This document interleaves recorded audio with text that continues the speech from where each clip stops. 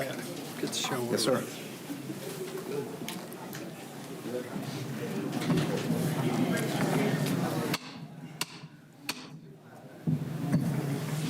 Good evening, ladies and gentlemen. I'm going to call the December 1, 2025 Board of Commissioners meeting to order. We will start with the invocation. Commissioner Hall will introduce the person that is here doing the invocation, and then that will be followed by the pledge. Commissioner Hall. Thank you. Tonight we are honored to have Major Curtis Kratz from the Salvation Army of Rockingham County and Caswell County come and deliver the invocation. So I'll ask all of you to stand if you're able and remain standing through the invocation and the pledge. Let's pray. Father, thank you so much for this meeting, Lord. Thank you for the concerns of our county, Lord. We thank you for each municipality. Lord, we pray for wisdom in the decisions that are going to be made, and we pray that it would be beneficial, and we give you praise, glory, and honor for all the people that are going to be recognized for all that they've done for this county, Lord. We love you, and we praise you. In your name, amen. Turning this off.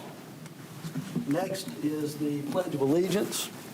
That will be led by Reagan Shelton. And as she makes her way down, Reagan is 13 years old. She is in the 8th grade and a member of the Rockingham County 4-H. So if everyone would please face the flag and give the appropriate salute. I pledge allegiance to the flag of the United States of America and to the republic for which it stands, one nation, under God, indivisible, with liberty and justice for all.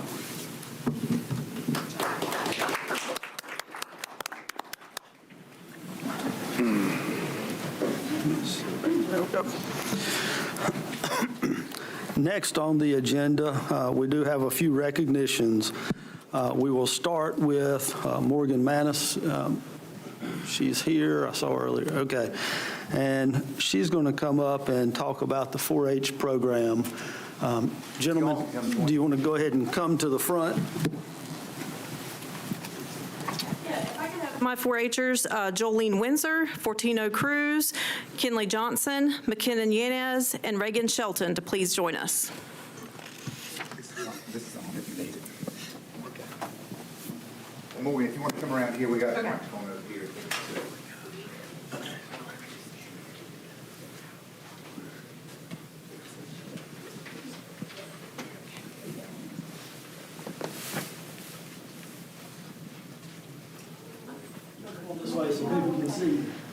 So I'll give a little bit information about what these fine folks have done. They are in the right order. I was wondering if they were going to do that. So Jolene Windsor, she is 15 and she goes to Rockingham County High School, and she has been showing turkeys for multiple years along with other livestock during the NC State Fair. This year, she showed a 28-pound turkey that ended up reserve champion at the state fair. Her turkey was on display throughout the state fair, so if you went, you saw her turkey on display, and it was sold during the sale of champions, and it sold for $5,000. So congratulations to her.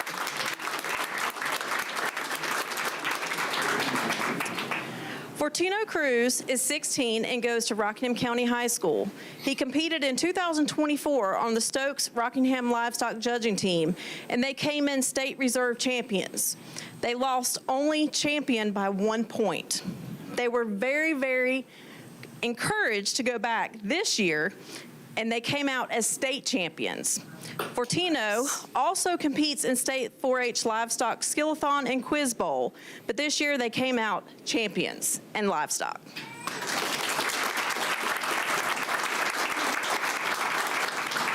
In the livestock judging. I didn't finish my sentence. And next we have Kinley Johnson. She is 17 and goes to Cornerstone Charter School. She started to learn about horse judging only 9 months ago. After the state judging contest, she was invited to compete on the state traveling team. From there, she competed in Georgia at Southern Regionals. Kinley's team was second overall there. Kinley's next trip, where she was invited to go to, is in Ohio, where she competed at the Quarter Horse Congress, and Kinley won 5th in her judging reasons. Then in November, she was invited to compete in Kentucky compete at Eastern Nationals. Kinley won high individual in oral reasons, high individual in performance judging, and high individual overall at the contest. Kinley's team also won high team overall. Doesn't get much better than that.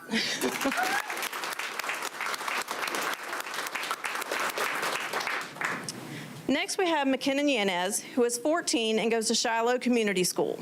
He competed in the state 4-H horse judging contest where he was 3rd in performance, 7th in halter, and 8th in reasons. He ended up 2nd overall in the state competition. He was invited to travel on the first ever North Carolina Junior traveling team. They went to Oklahoma to the Youth Quarter Horse World Judging, where his team was reserve champions.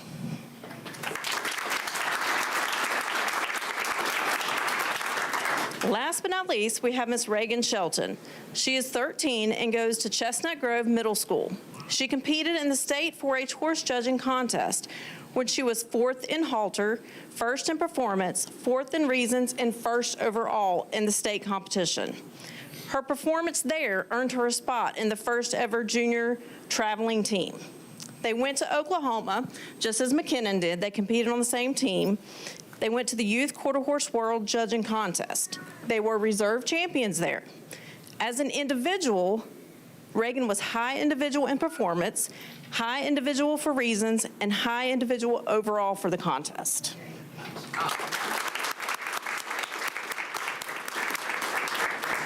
I just want to say, these really are special kids who have dedicated their time and effort in what they do. They spend a lot of time studying, working with their animals, and perfecting what they do outside of school time. We're really proud that they are here in Rockingham County. So congratulations, kids. Yes, we appreciate you coming out tonight and giving some more of your time. And certainly the county's proud of you, the commissioners are proud of you. I know your parents are proud of you. We do have a certificate for you, and I appreciate you lining up in this order. It makes life a lot easier. So, congratulations. Thank you. Yes. $5,000 turkey. 28 pounds.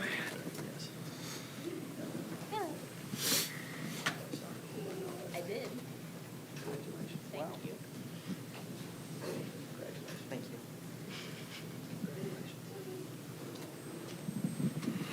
And if the parents want to come down and get pictures, that is perfectly acceptable. Feel free to just walk down.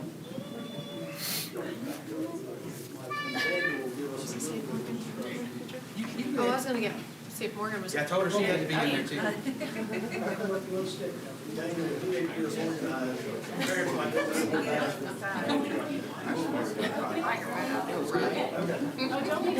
go a little closer. All right, ready? Everybody ready? Got them all. Just stand there. Got it.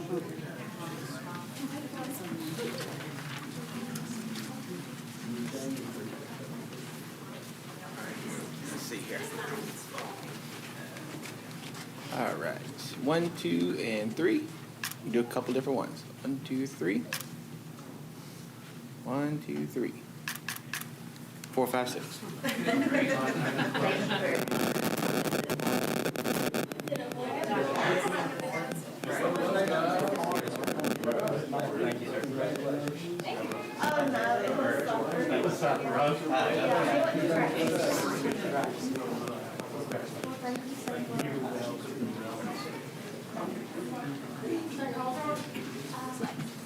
I bet that turkey is.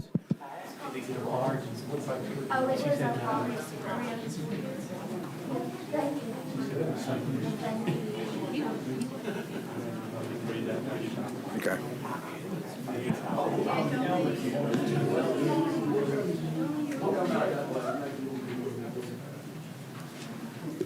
Sure. Okay, this next is a resolution honoring Paul Sinowitz, right? I worked on that name for 2 weeks. If you can see the spelling of it, is very Sinowitz, so Paul Sinowitz, right? And you should see how I have it pronounced right there, Sinowitz. All right, whereas Paul Sinowitz, a native of Northampton, Massachusetts, moved with his job in 1982 to Greensboro, North Carolina, and whereas he has obtained an associate's degree in paralegal technology, a bachelor's degree in criminal justice and policy studies, and a master's of science in criminal justice, and also worked with the Human Relations Commission and was a big advocate for safe and affordable housing. And whereas Paul Sinowitz moved to Eden in 2017 and was appointed to the Planning Board and Board of Adjustments in 2018, later becoming chairman and served as vice chairman of the Technical Review Committee. And whereas he's accomplished in coaching and mentoring the planning board, in recognizing the importance of differentiating between hearsay evidence and factual evidence in determining case outcomes. And whereas he's also served as a citizen advocate for Rockingham County College Basic Law Enforcement Training Program Advisory Committee. And whereas Paul Sinowitz led the planning board with the pragmatic and instructive approach, now therefore be it resolved by the Rockingham County Board of Commissioners that Paul Sinowitz be honored for his dedicated service to the Rockingham County Planning Board and the Board of Adjustments as chair, as vice chair of the Technical Review Committee, and to the citizens of Rockingham County this first day of December 2025. Mr. Chair. Thank you.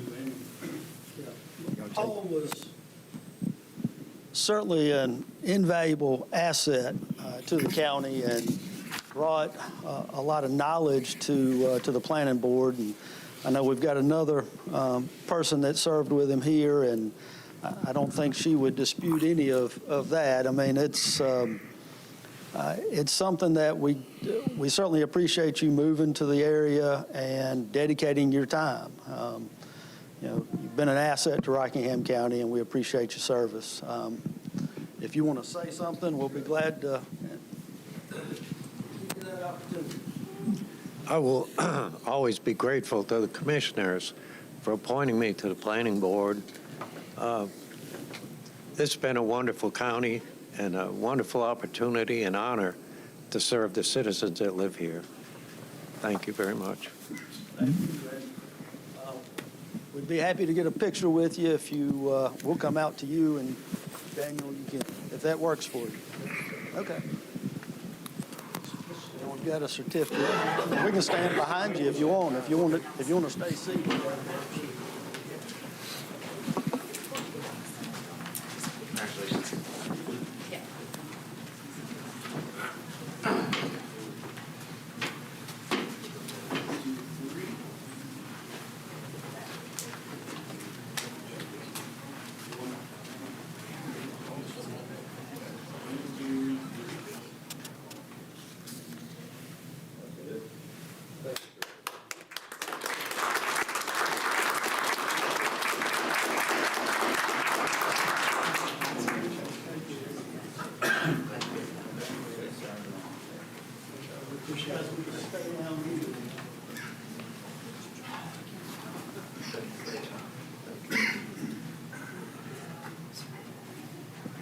Now I would ask Kathy Murray come to the front along with her family, staff members, and join the commissioners.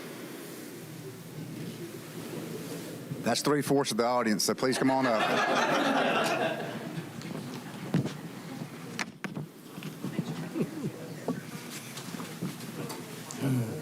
Right in the middle.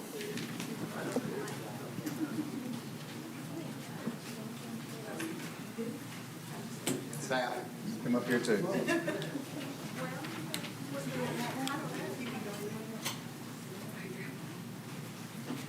It takes a team, right?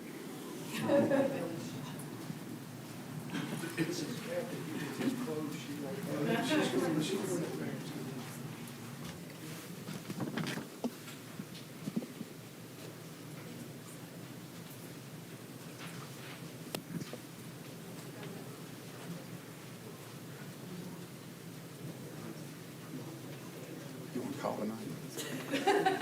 Thank you.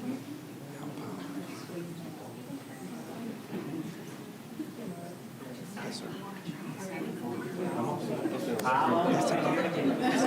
That's okay. Thank you.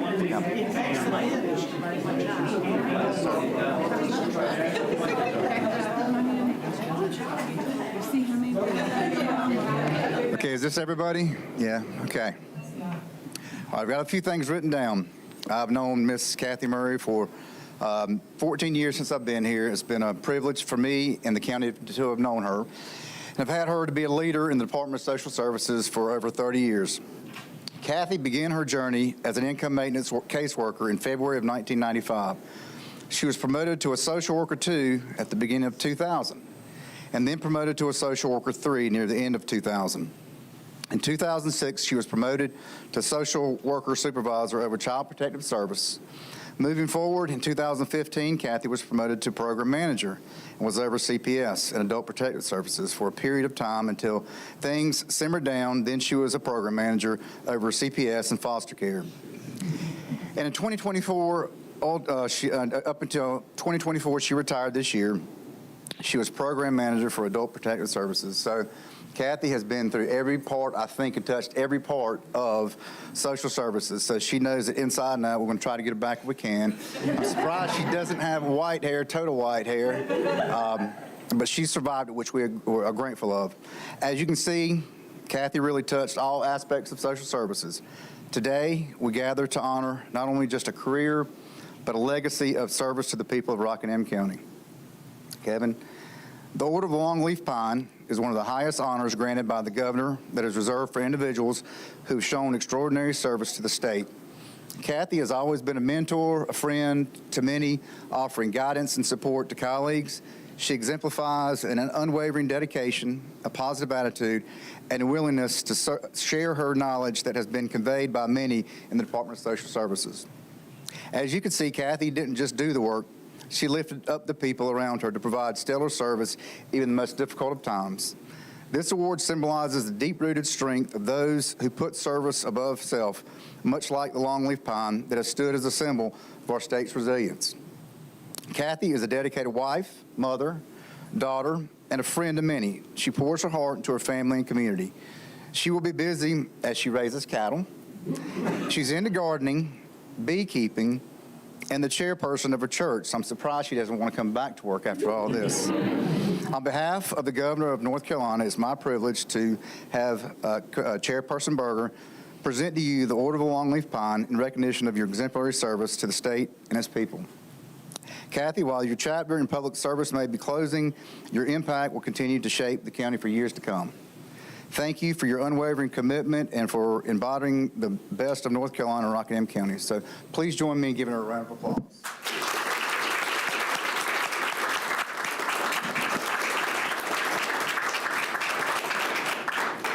I don't need to say anything because I'll probably cry if I do. So thank y'all so much.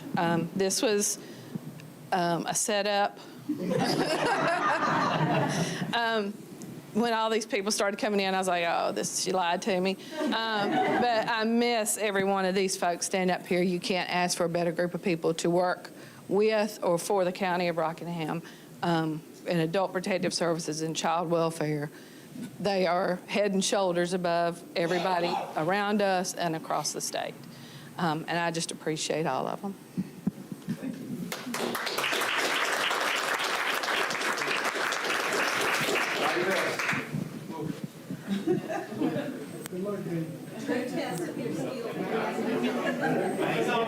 All right, let me see. That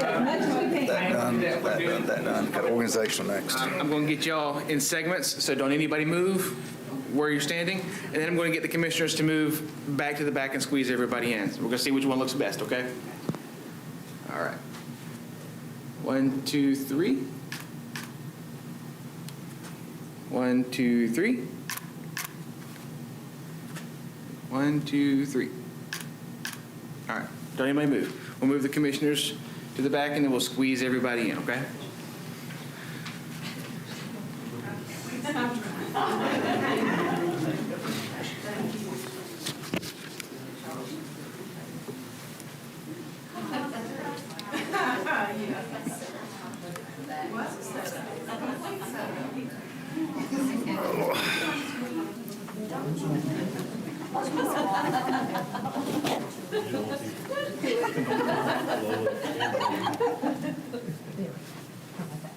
All right. Everybody ready? 1, 2, and 3. One more. 1, 2, 3. Congratulations, Kathy.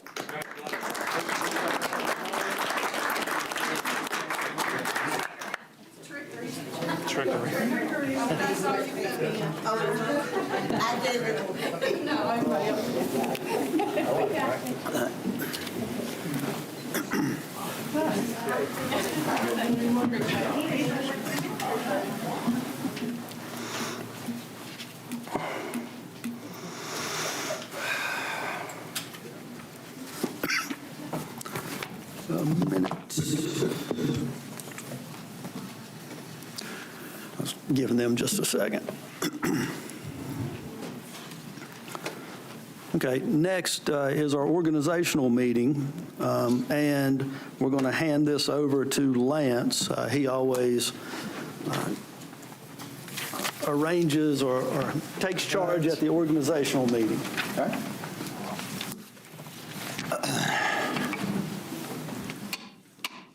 He's always wanted to do that. I've always wanted to do that. I'll call the Rockingham County Board of Commissioners organizational meeting to order. The first order of business is to elect a chair and a vice chairman to serve the Board of Commissioners. I will open up the nominations for chair and vice chair. I'll nominate Houston Barrow for chair and Charlie Hall for vice chair, and move that the nominations be closed. Second. Say that again, Barrow and, Hall. okay. All right. Is there a second? Did you second it? Second. All in favor say aye. Aye. All those opposed say nay. Now, Chairman Barrow will preside over the remaining meetings until another chairman is elected at a future organizational meeting. Congratulations, Mr. Chair. Yes, sir.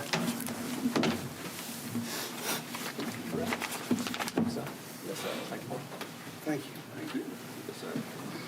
Vice Chair, congratulations. Thank you, sir. It's took the agenda. Charlie. Okay.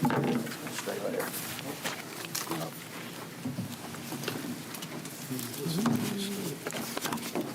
That is too. That is too.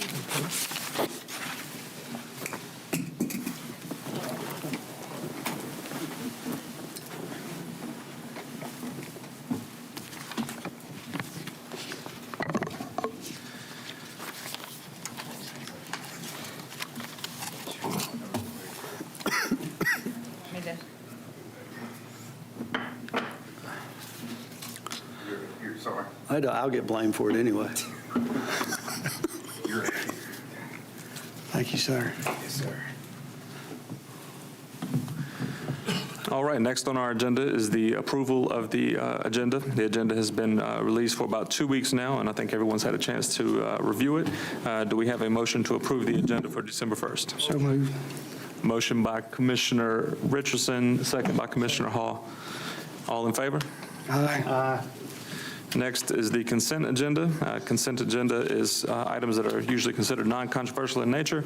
If you have any questions or concerns about anything on the consent agenda, please reach out to the county manager's office and Lance Metzler. Do we have a motion to approve the consent agenda? Mr. Chair, I'll make a motion for the consent agenda. Motion by Commissioner Kell, Second. second by Commissioner Byrd. All in favor? Aye. When you want to do this? It's not up there, so. It's not on there. We'll just go ahead and do it, though.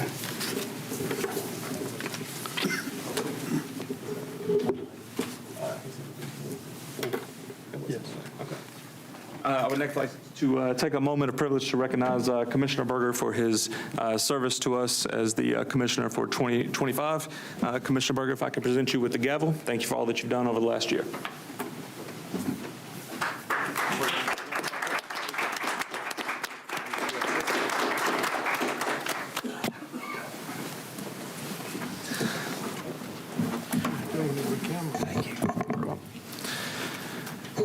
Next thing on the agenda is public comment. We have 3 people signed up to speak. First, we have Ms. Julie Talbert, if you'd approach the podium, and Lance, if you'd like to go over the rules for public comment. Yes, sir. The public comment period should be for the purpose of allowing members of the public to present any matter pertaining to county business or items on the Board of Commissioners' agenda. Remarks should be addressed directly to the Board of Commissioners and not to the staff, the audience, or media. The chairperson shall and did open the public comment period. Any speaker who wishes to speak shall approach the podium and not speak from his or her seat. Each speaker should clearly state his or her name, physical address when he or she approaches the podium. Each citizen shall be allotted 3 minutes. Citizens will be allowed to yield their time on a specific topic by utilizing one more attendee's time. This would allow no more than 6 minutes. The total amount of time allotted for the public comment period is 30 minutes. Your time will be displayed on the monitor in front of you. The time clock will start with 3 minutes and less yielded time to 6 minutes. You will hear a beep at 1 minute to alert you to wrap up your comments. If you are to yield time or time is yielded to you, then please let the chairperson know in advance. Speakers shall not be allowed to campaign for public office, promote private business ventures, or use language of a personal nature which insults or demeans any person or which, when directed at a public official, is not related to his or her official duties. The Board of Commissioners may accept written comments in lieu of oral comments. Written statements can be delivered to the County Manager's office. Mr. Chair. Thank you, Lance. And Julie, if I could just have you start with your name and address, please. Yes, I'm Julie Talbert. I live at 3028 Indian Ridge Court in Eden. Thank you all, Mr. Chair and Commissioners.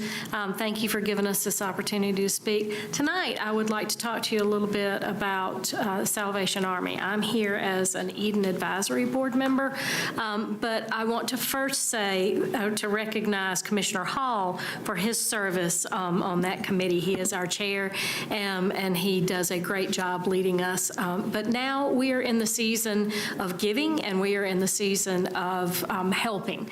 So the Salvation Army plays a great part in making sure that those in need in Rockingham County have the supports and services.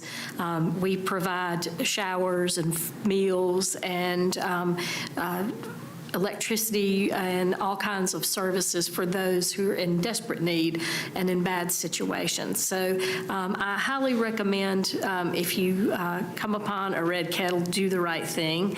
Thank you to the county manager for allowing us to ring the bell, and for the major who will speak after me to do a little bit of trumpet playing in this festive season. But we just want to make sure that people know that the things that happen here with Salvation Army are for the citizens of Rockingham County. There are 2 stores. There are 2. We have a service, 2 service centers where you can get a hot meal or a shower if you need it, if you are in desperate need. So just remember the services that are out there and the organizations that are out there making our county a better place to live. And that's all I have to say. Thank you. Next signed up, we have Major Curtis Kretz. Thank you so much for allowing me to speak. My name is Curtis Kratz. I am at Reidsville, 1318 Sherwood Drive, Reidsville, North Carolina. Sorry, I had to think about that for a second. I just want to state that for those who do not know, the Salvation Army of Rockingham County has been ingrained in this community since 1930. We've been here for a very long time, and this county has supported us for many, many years. Julie just spoke about many of the different things that we do, but mostly we just want to serve people. We want to meet human needs in Jesus' name without discrimination, and we make no apologies for that. I never make any apologies for that.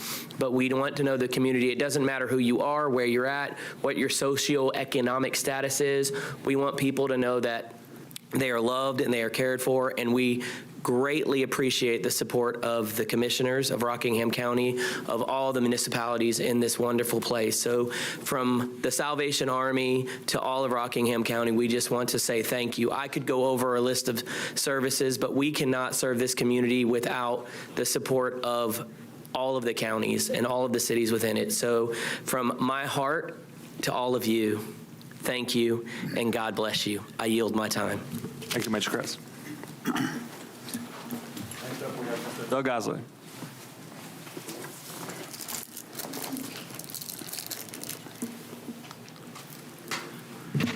Good evening, Commissioners. Doug Osley, 1790 Flat Rock Road, Reidsville, North Carolina. Congratulations, Mr. Chair, on your new position. Chairman, I've come before you tonight because I'm here because of something deeply wrong with the way public money is being handled, and the public deserves answers. It's my understanding through public records request that one of our commissioners, Mr. Hall, had done a project for Shiloh Airport totaling $3 million. It's also interesting to find, after doing another public records request, that Mr. Hall has no business information on file here at the county, which I understand is supposed to be required for insurance purposes, liability, and so on. You don't need a law degree to see the conflict of interest here, in my opinion. North Carolina law specifically says in North Carolina General Statute 14234 is designed to prevent exactly this, a public official benefiting financially from government contracts made or administered by the very board he serves on. Mr. Hall, this isn't personal. This is about public trust, and right now the trust is being damaged. We just went through a property reevaluation that increased the tax burden on families who are already struggling throughout Rockingham County. This county has been a Tier 1 economically challenged community for 24 years, since our senator's been in office, for that matter. We have first responders, firefighters, and sheriff deputies leaving Rockingham County in droves because their pay and their resources are not competitive and because the county says there's no money, or at least not for that. But we've got money to do projects at Shiloh Airport. When elected officials profit from county contracts, it erodes public trust. It sends a message that insiders come first and taxpayers come last.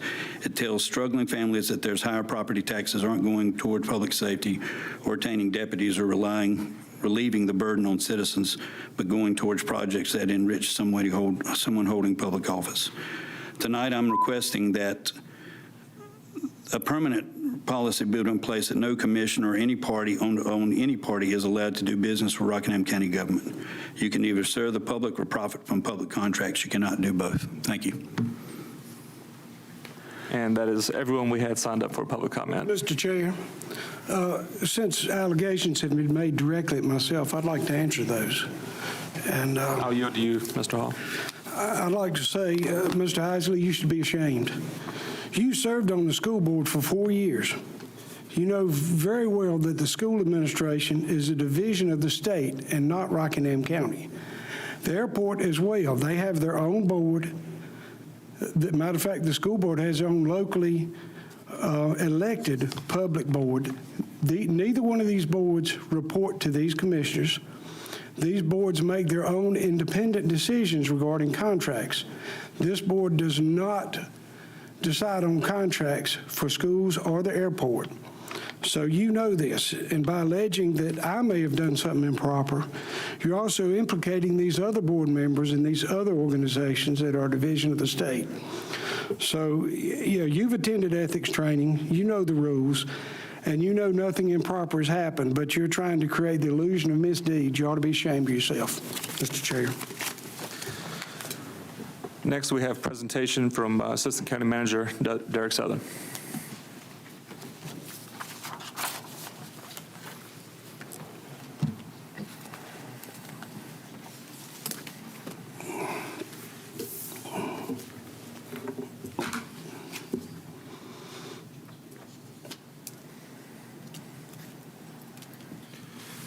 So the first part is going to be presented by Olivia, and then I'll do the second part for DSS, so I'll yield to her. You have the floor, Olivia. I'm here tonight to talk to you about the second phase of our class and compensation study. This is the portion that covers all of the positions that were not covered in January when we presented those to you.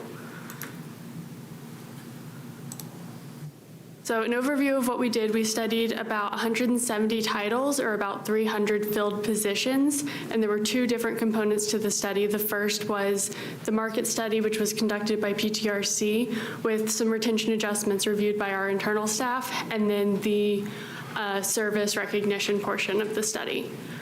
Through both portions, we maintain the same methodology for grade changes and service recognition, as well as the same goals of competitive position in the current labor market, leveraging our budgeted funds to provide the best county services, and a fair and equitable implementation of recognition of service with the county.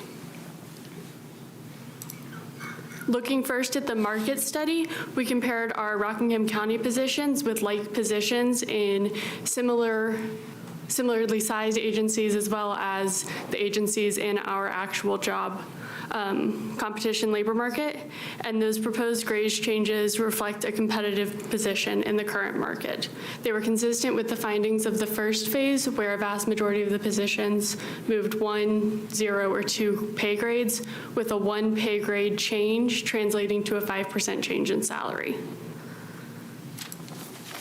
For service recognition, we awarded a flat rate for an employee's total months of service with the county, and we used the same rate that was applied in the first half of the study.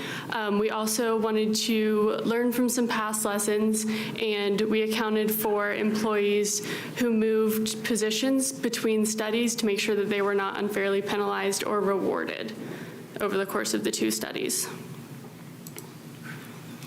Your total implementation cost for a full fiscal year is about $1.2 million, which is what we budgeted. But for fiscal year 26, it will be an average, or it'll lower to $604,000 about, because we'll only be implementing for half the year. The other half will return to the fund balance like it did last year. And we will present you with a budget change of the actual numbers if this is approved at a later date. The second component, what we're talking about tonight, is staffing needs within the DSS. One of the awards tonight was for a lady that led that effort for a long time and struggled through some staffing challenges, and that is related to our Child Protective Services. When I became the HHS director, one of the first meetings I attended, we had 120 kids in care, and currently right now we have over 175, and we have virtually the same staff that are supporting this amount of kids. There are other factors that have changed through this. Is through the years, if you go decades back, foster kids stayed within the county, and now they're all over the state and the southeast. So it is adding additional burden on our foster care workers for the travel that they have to do to meet with these kids that are court required or mandated meetings and with their families. There's also some local court rules that have changed that requires that reporting be done in advance for court dates, and also they can be held in contempt of court if these reports are not turned in a timely manner or correct. So it's added an additional burden on staff and their supervisors to make sure that that is being done in a timely manner. Another thing that is a component which puts us in a critical state is our current supervisors and program managers are carrying caseloads. Those are managers that should be managing that program and managing the staff and making sure that they're doing what they need, but they're having to do that and carry caseloads because we just don't have enough social workers to spread across. So we're coming tonight with a multi-approach request. The first is we're allow supervisors and program managers that are willing to step up during this time of need that they would get hour for hour pay for anything over 50 hours per week. That is very similar to a program that you approved for our jail staff in years past and is still being used by our jail staff today in their staffing needs. We're also requesting that 2 social workers be added. Those social workers will allow us, once they get up to speed and trained and are certified to take the classes, they can lower the caseloads on the current staff and also try to take the staffing needs away from our supervisors and program managers. Along with that, as I mentioned earlier, the need and the demand for travel has changed dramatically over the years.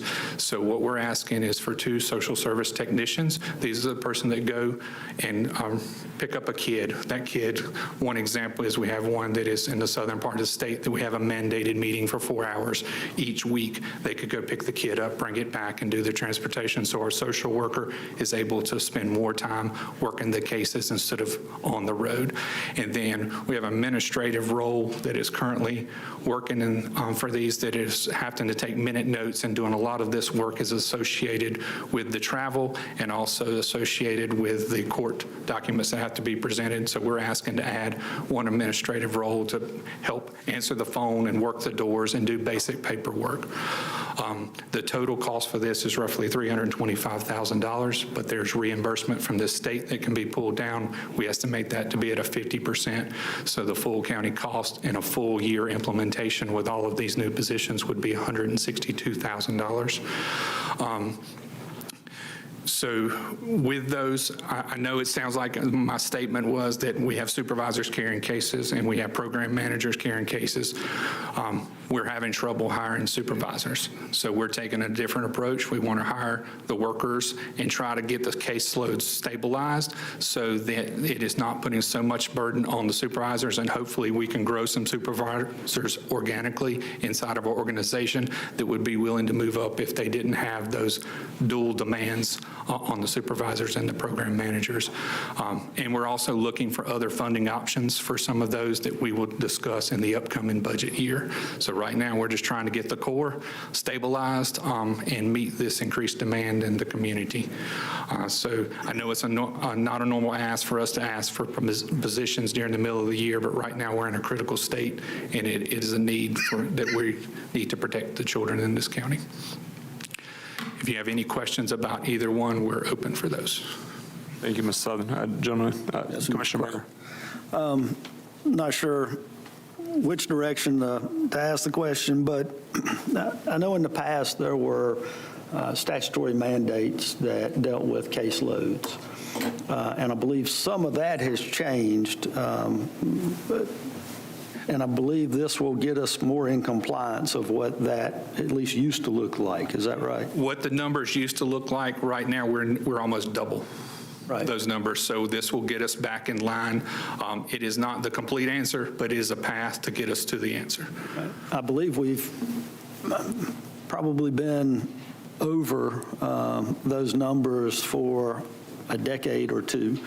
I mean, just being realistic on this, as far as the number of folks that our social workers service. That is a true statement. So I think the question I've got is, or request I've got is, come budget time, if we can get an update of where we are on staffing, where we are on those numbers, and quite frankly, see if we're doing enough. I know part of the issue is going to be filling these positions because, I mean, just like a number of other areas, the number of social workers out there is more limited than the need. So if during the budget time we could get some update on what those numbers look like and where we are on staffing, that'd be real beneficial. And that is our plan, is to come back with more concrete numbers during the budget. And also, the other critical concern here is we just don't have the space. So we've got to work that out. So I don't want to come to and ask for something that we can't implement right now. So we're going to work out that, and over the next 3 months when budget starts coming due, we will come with those asks. Okay. And yeah, I'm good. Commissioner Cowell. Thanks, Mr. Chair. Commissioner Berger may have been alluding to this. As far as like the cases per worker, how many cases, like for the public to know, how many cases should a worker have, and how many are they currently burdened with right now? Well, those numbers right now, there is not a clear statute that says those numbers in this area. There used to be numbers out there, and they were more of the around 10. We're running right now 15.7. So we are trying to get it down to the 10. The reason I think some of that is laxed is the world is changing so fast on how far the travel has to occur. So it's not a clear-cut answer. But we know the numbers have got to go down. There used to be statutory numbers on CPS. There's never been statutory numbers on APS.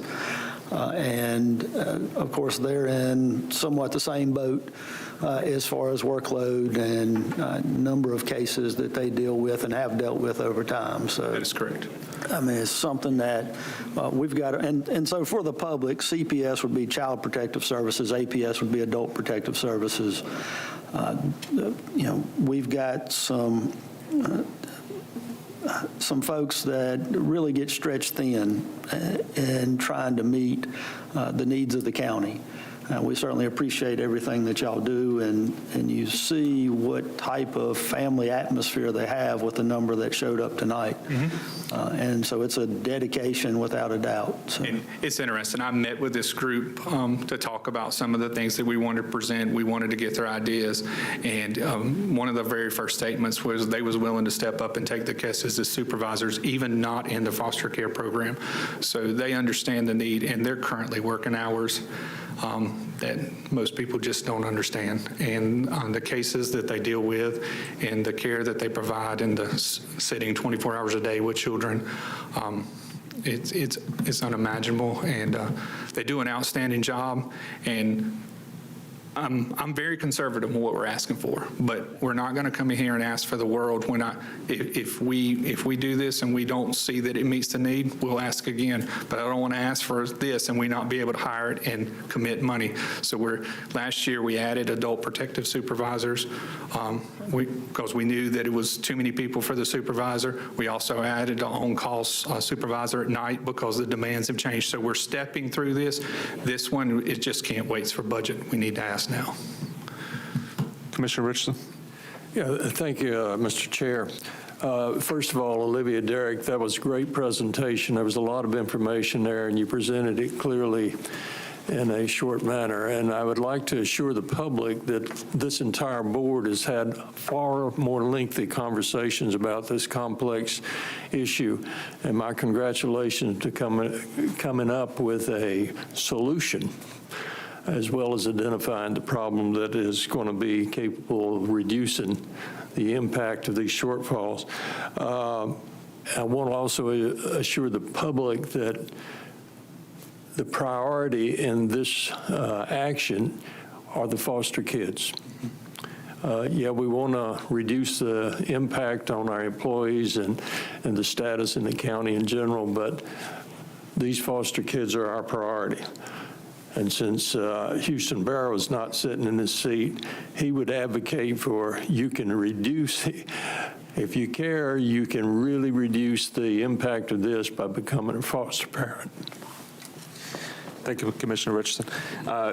Derek, if I could just ask you, or just get you to clarify a couple of points, because, I serve with you on the Health and Human Services Board, so we talk about this stuff a lot. But when you were speaking earlier about having individuals having to travel across the state, for the benefit of the public, basically, we're taking one worker that has, as you said, an average of 15 cases and sending them out for one day where they can only work on one case. So could you elaborate on that a little bit? So an example would be we have one that's court ordered now that we have to spend 4 hours with, and that to pick the child up, it's over a 2-hour drive one way. So we have to do that. So that's that worker, and we have to do that weekly. So that's 4 days a month that we have someone that's carrying a load of 15 that's out. We also have kids in multiple states. We're as far as Alabama now. So you just imagine the travel and the length of time that all of this takes. So it's not just a local problem. And we're not the only county with this.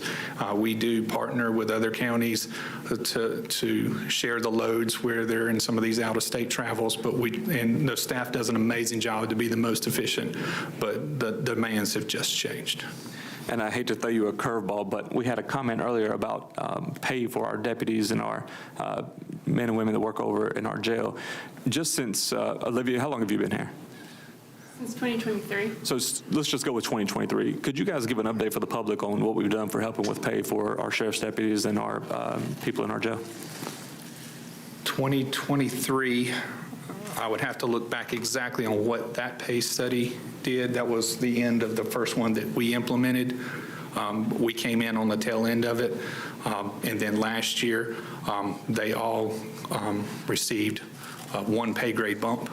And at that time, for those roles, we were, of the agencies that we compared, we were in the top third. And unfortunately, sometimes after we approve things like this, other agencies come in and make approves. So it's a chess match, but there has been 2 pay studies since we've been involved. And I can't speak for each role because each role changes differently. But is it fair to say that we have taken care of all the staff in those positions as far as evaluating their pay? All staff in the last 2 years, every staff member's roles have been evaluated. Thank you very much. Gentlemen, do we have any more questions? Oh, Commissioner Berger? Some more than once, right? Not in the last ones, Oh, but well. in the if you go back one additional, yes, some more than once. Gentlemen, any other questions? Yes, Mr. Chair. Commissioner You O'Connell? said some of the supervisors are carrying cases now. Do you know basically how many cases they are? And if this was approved, how quickly do you think something can happen to where we How can bring quickly? people in? The program manager sent out an email today with even out your approval for the 50, for the over 50 of breaking that apart and what supervisors were going to pick up cases that are not just in the foster care program. So how quickly? Now, today? I mean, I'm serious, like Yeah, I know. one step ahead of us. Well, and I think, that's what the public needs to hear, the crisis part of it. Because you alluded that you're in crisis mode. Yes, sir. If we don't help, we don't do this, what's the next mode? Catastrophic? We do not. That's what I'm want to saying. even That's what I'm have that saying. So discussion. that's what I think it's good for them to hear it and know that it's something that was ready to go now. And I want to give kudos. I didn't ask for that, and it was late afternoon today that I got an email that said this is the staff members that's going to start helping and stepping up and breaking it up, and we haven't even came to you with the ask. Well, gentlemen, sorry, go ahead. We thank all of you back there in the back for doing what you've done, for stepping up and being that part when nobody asks. That's what makes this county spin. It's what makes it work. And you don't think you go unrecognized. Okay? Thank you. I would like to add one thing.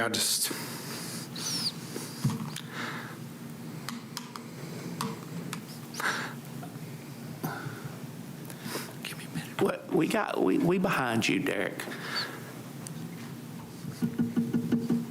This is not my background. I'm an IT guy, but those ladies, they're unreal. And I sit on calls from the state that gives us audits, and they say, we set the standard. So I'll fight for them. And people don't understand what they're dealing with. And it's that entire organization. It's just not Child Protective Services that I'm asking for tonight.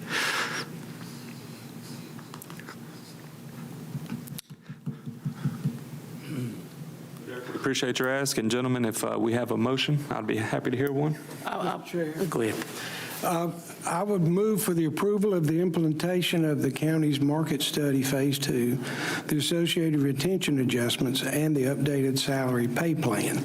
The market study was conducted by Piedmont Triad Regional Council, and this having been reviewed by staff. I'd also like to move for the approval of staff additions and overtime pay for salaried employees in affected departments within the Department of Social Services.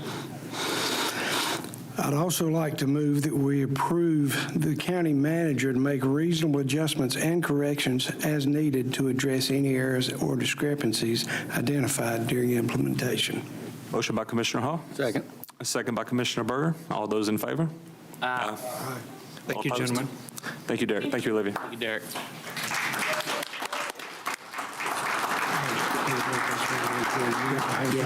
Next on our agenda, we have Mr. Caleb Tilley, our Engineering and Public Utilities Director.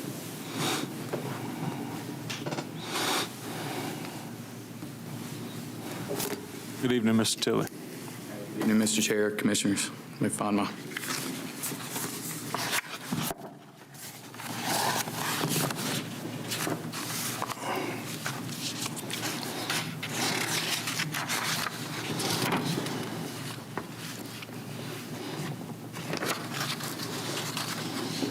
Do we need Allison? Which Which one?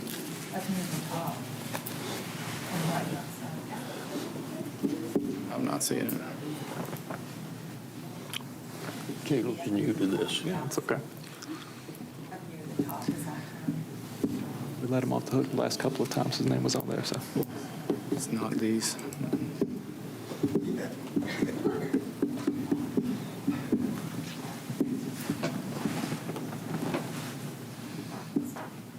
Okay. Somewhere, did you see it? I don't see it. 2026. Yeah, OSBN 2031. I don't think it started with OSBM, did it? Isn't that it? No, ma'am, that's not it. That's Board of Election, or primary election, something. Oh.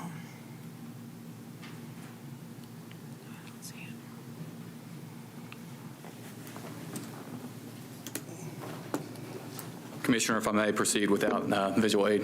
Yes, sir. Okay. Caleb Tilley, Engineering and Public Utilities Director for Rockingham County. Public don't know, so I'll introduce myself. I've been here 3 months, just new hire replacing Ronnie Tate.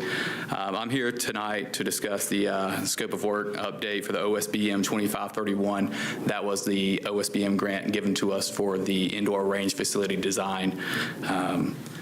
What I want to do, so the indoor range facility design money was spent in the amount of $245,000 and some change. What I'm asking for tonight is for the appropriation of the remaining grant funds and the interest earned off of that to be reallocated to an HVAC replacement project at the outdoor range trailer. The needs statement for that project, the existing HVAC is outdated and pulling in too much moisture, leading to poor indoor air quality. Replacement is necessary to protect the facility users and to prevent further damage to the building. I talked a little bit on the funding, but recommend using the remaining funds from the Indoor Range Design Grant, OSBM 2531, that was given to the Rockingham County in 2022.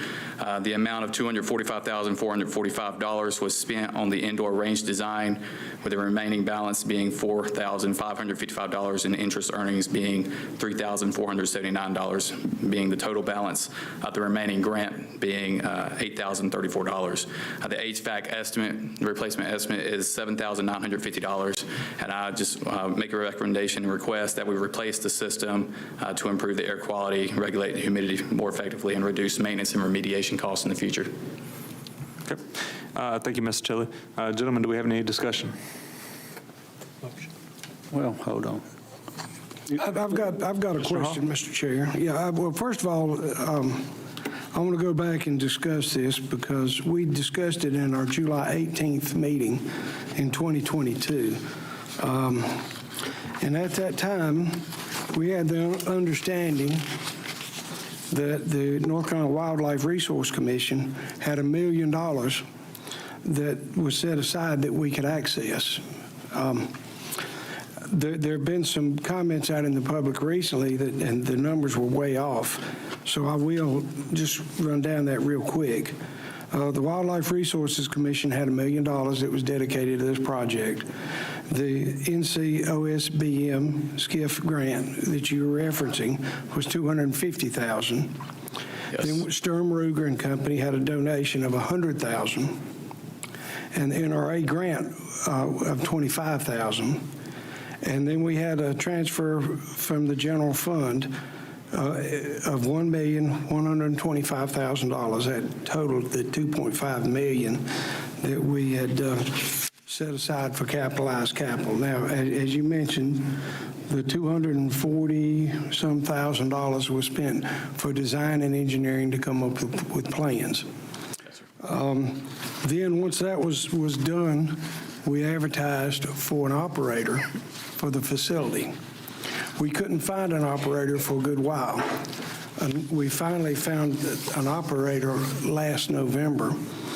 And the problem was then when we presented to the Wildlife Commission, the funds had dried up. They had spent the money because of the delays, I think. And so we're in a position now where they're trying to raise some more money, get some more money set aside. But we didn't feel, this board, I think I'll speak for the board, didn't feel like we could spend that much money in local tax money to offset that additional $1 million. So the project has kind of been on hold for about a year. And it's my understanding they're still trying to raise the money. I'll say, I'm not particularly, well, I don't know that we can redirect this money to the existing facility when it was given to us for a specific purpose. So I would be concerned about that. But I think for some of the folks, hopefully I've laid out how the finances were done, how the project was done, why there's that additional money sitting there. But, I just, with that being a grant for a specific purpose, I don't know that we can repurpose it, Mr. Chair. I would, Commissioner Berger? I would agree. I mean, this is something that typically a department would find ways to pull money from within their own budget instead of looking elsewhere. And this was for a specific purpose. There's, I believe our time frame is 2030 at this point. Is that? This particular grant? Yes, sir. Yes, sir. 28? Okay. So, I mean, we've still got some time to see whether or not the wildlife folks can find another grant or money to fill that, or maybe some other source. But I would say that this ought to come from within the sheriff's office budget and not, from this particular OSBM money that was from the General Assembly, specifically our senator, as far as how we got it.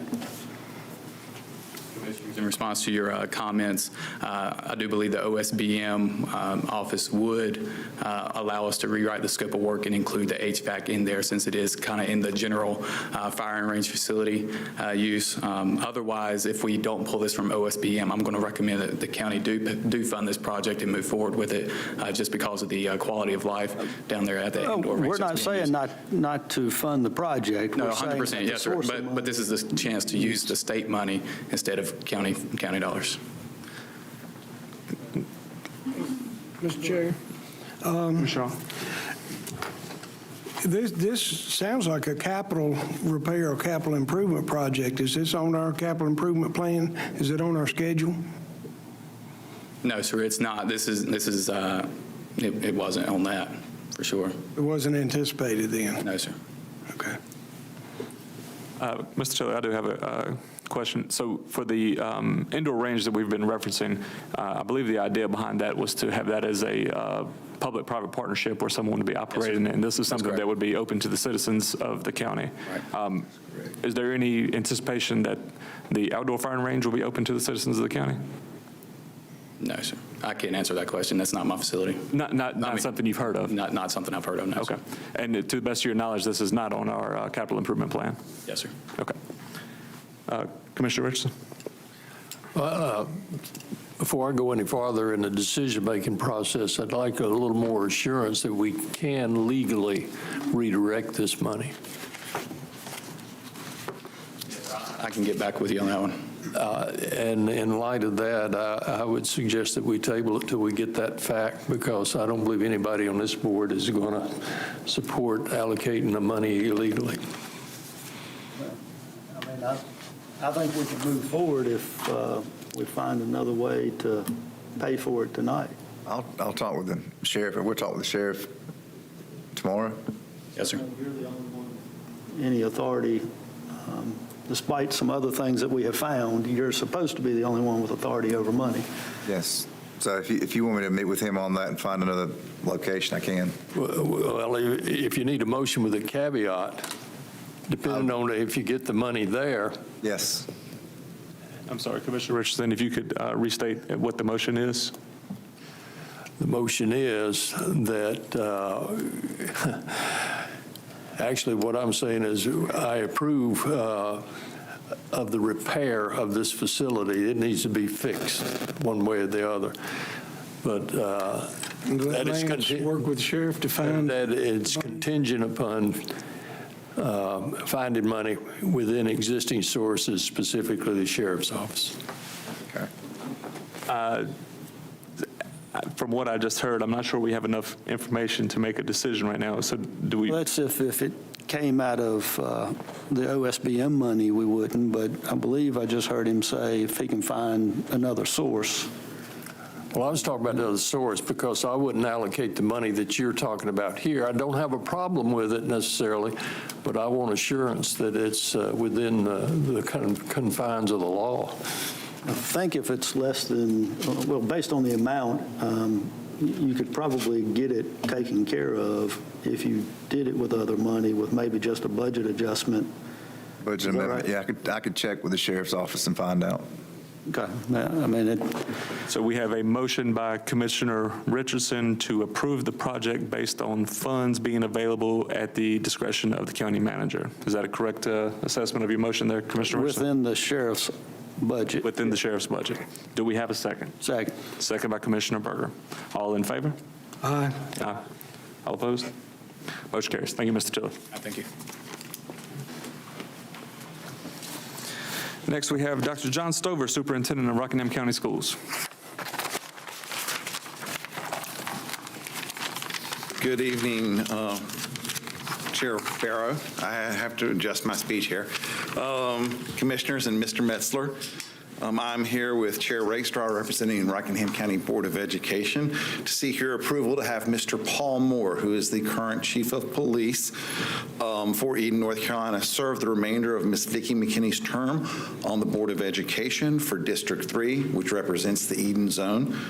The board unanimously approved Mr. Moore at our meeting on November 10th. We had a total of 7 people fill out applications to be considered for this position. I sent the recommendation to then Chairman Berger and Mr. Metzler on the 11th, and I think we sent the other applications at your request after that.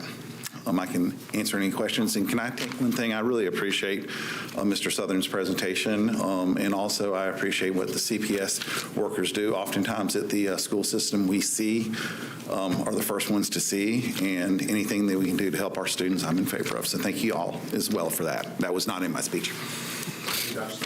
If I could ask you one question. So when I was reviewing the packet, I believe I came up with 6 names. Let me just, if you could verify this one. Because yeah, so I'm incorrect. It was 6. 6, okay, Yes. no problem.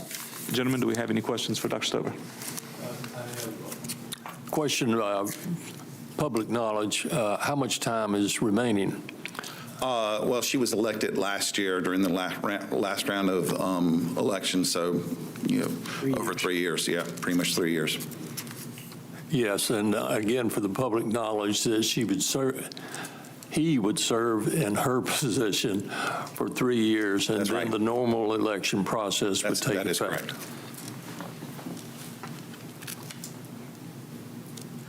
Mr. Chair, I don't have any questions, but I do want to acknowledge the other 5 folks who have volunteered, gone to the trouble of making application, and were willing to serve on this board. It's tough. Serving your community is tough work. I see Paula shaking her head. Yeah, I think we had 6 outstanding applicants, and I know it was a tough choice for the board. I'm sure it was. We appreciate you guys, the work that the board did in paring this down. Thank you, Commissioner Hall. Any other comments, or do we have a motion? Well, I believe it's up to this board at this point in time. Out of anybody in the county, we've got 6 that have expressed an interest. I mean, two people that expressed interest in this position. We had Mr. E.C. Stoffel, Ms. Tony Reese, Mr. Jim Fink, Ms. Julie Talbert, Mr. Shane Woodall, and then Mr. Paul Moore. So I'd be comfortable moving to approve Paul Moore to fill that position. Gentlemen, do we have a second? Second by Commissioner Hall. All in favor? Aye. All opposed? Motion carries. Thank you, Dr. Stover.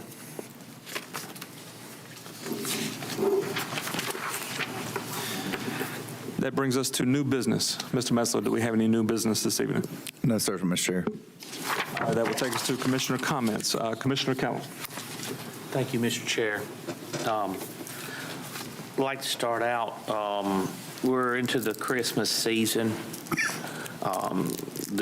We should look at the real reasons of Christmas, the birth of Christ, and celebrate that.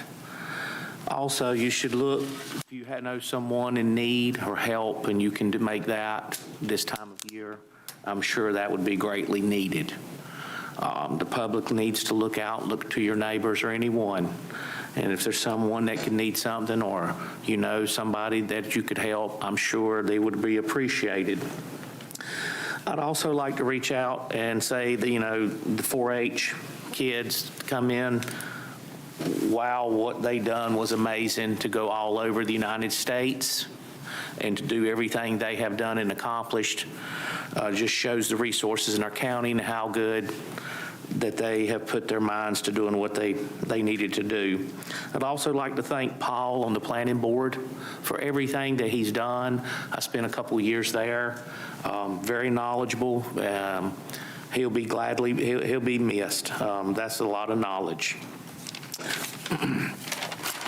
I'd also like to send out a congratulations to Colonel Grace Smith, Sheriff's Department, in retiring. 30 years. That's amazing service. I hope whatever you see fit in the next chapter of your life, you enjoy. I'm sure there may be some softball involved. Who knows? I'd also like to thank the group in the back, the Child Protective Service, for everything that you do. I said something earlier. I truly mean it. I know our new chair is a big advocate in foster care. It's something we need. So thank you from the bottom of my heart. Also, we had a former commissioner, Craig Travis. His mom passed away this week, Janet Webb.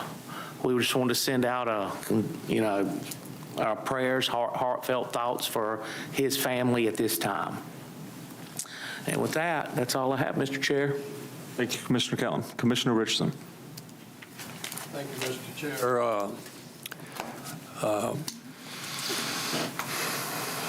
I, too, would like to send condolences to the Travis family in the loss of Janet. She was a pleasant person. I talked to her quite a few times, casually, but found her to be always pleasant. And she was a remarkably good source of counsel on dealing with drug issues. And the community is less for her departure. Also, we lost our friend Mr. Tarrington, retired teacher and minister, who addressed this board multiple times as an advocate for public school nutrition programs. And I certainly enjoyed him, and he was also a good source of counsel. And he not only talked about it, he was a doer and found a way to reallocate foods that had previously been wasted. You've heard several quite accurate comments of praise for folks like Ms. Manis and Mr. Sinowitz and our staff there within social service, all well-deserved, and we'd like to recognize them. In particular, I'd like to recognize Christy Burgess, who is an admin assistant and coordinator, and has been so since 2018. You find her all over the governmental building, filling in for folks that are not available, and Christy does a great job and represents your county well in these aspects. And if you haven't had any sort of clues, there is a holiday coming up soon. And so, at least on my behalf, I wish all of you a very happy and safe holiday season. Thanks, sir. Commissioner Berger. Yes, sir. Thank you. Yes, Mr. Tharrington would come here several times a year, and his dedication to the community and his thoughtful counsel is something that touched a lot of people. So we certainly thoughts and prayers to his family. I do want to ask a follow-up to the county manager or attorney. I know we discovered a bank account that was off the books, and we requested records from the sheriff. Has he delivered those records?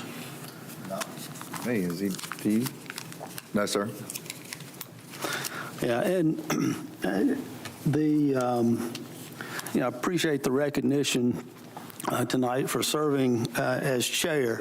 It was an interesting time, to say the least. That bank account was discovered late in the spring, and according to the press conference that the sheriff held on November the 12th, he had all records for this bank account.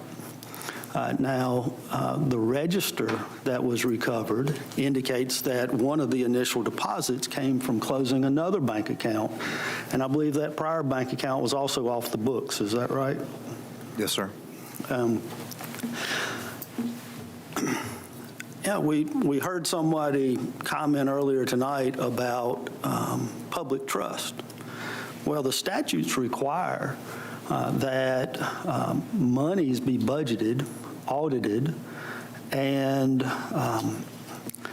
disclosed to the public, not just to this board. So that bank account was not authorized by the county commission, not reported in any county financial statements, and bypassed required oversight procedures mandated by state law and the Sheriff's Association policy manuals.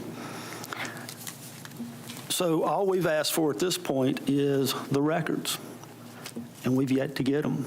Some of those records, based on what he said to the press, would be from the time he started as sheriff. County never knew about it. That is,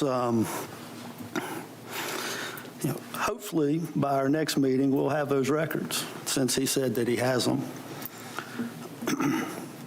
But once that was discovered, and the checkbook was demanded, that's when a lot of the noise started at our commissioner meetings. And there were public comments ridiculing members of this board and attempts to discredit this board. But the fact is, this bank account was off the books, unauthorized, and we still don't have the records. So that's all I got. Commissioner Hall. Thank you, Mr. Chair. I'd like to recognize Paula Rakestraw here tonight. She's our school board chair. Thank you for being here. Additionally, we got Philip Butler, school board member. Thank you for being here tonight. And I want to wish happy retirement to Ms. Murray. Appreciate the Salvation Army for being here, ringing the bell today, and for their message tonight. They do a lot of good for the community, so if you're looking for a place to provide some assistance, that is another good place that you can help out. Thank you to the staff of CPS. Thank you guys for being here tonight. We appreciate you. And on a more personal note, I think that someone mentioned that my company doesn't have a vendor record here at the county. Well, there's a reason for that.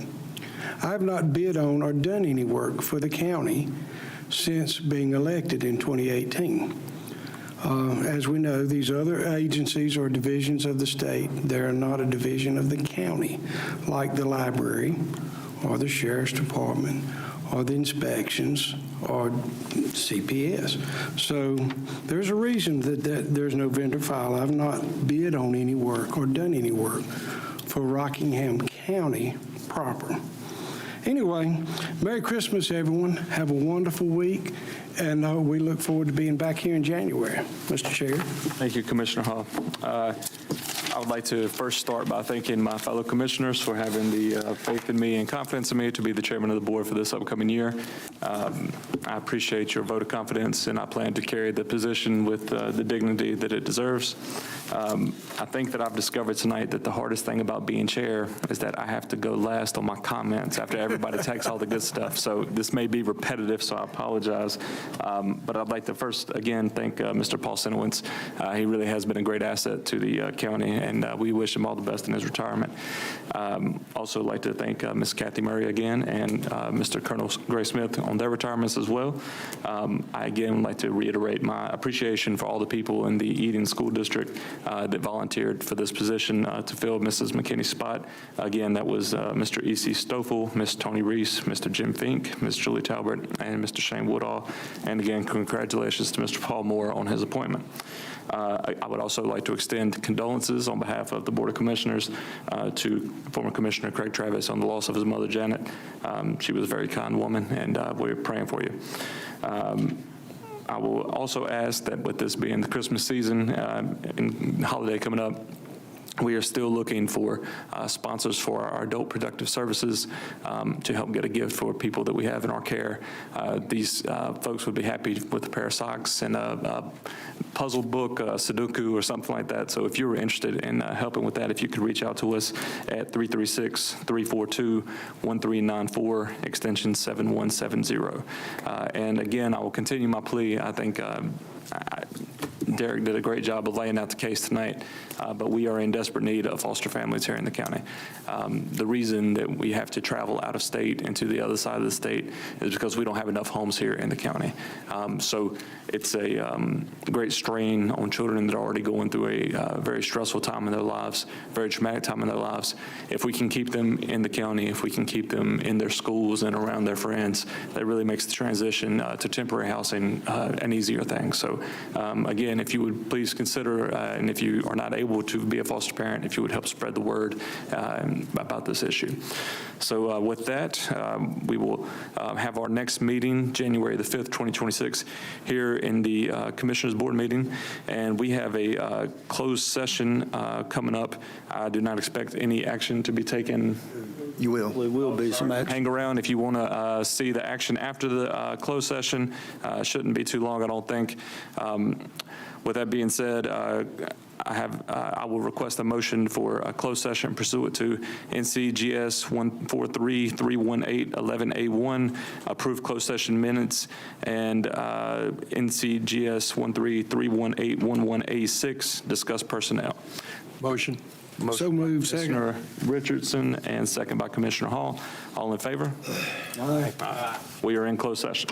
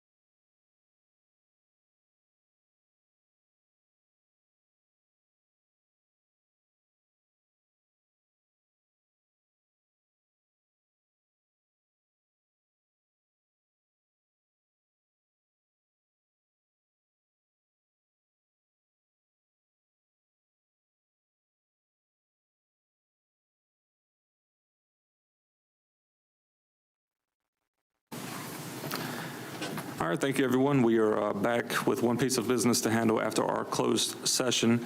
We are looking to enter into an agreement with Ed Powell of the law offices of Melvin and Powell for outside counsel. Gentlemen, do we have a motion? And I believe that's to service the sheriff due to conflicts and potential conflicts that have arisen. And so I'll make that motion. Motion by Commissioner Berger. Second. Second by Commissioner Richardson. All in favor? Aye. All opposed? And motion carries. With that, I will entertain a motion to adjourn. Second. Motion by Commissioner Berger, second by Commissioner Hall. All in favor? Aye. Gentlemen, we stand adjourned.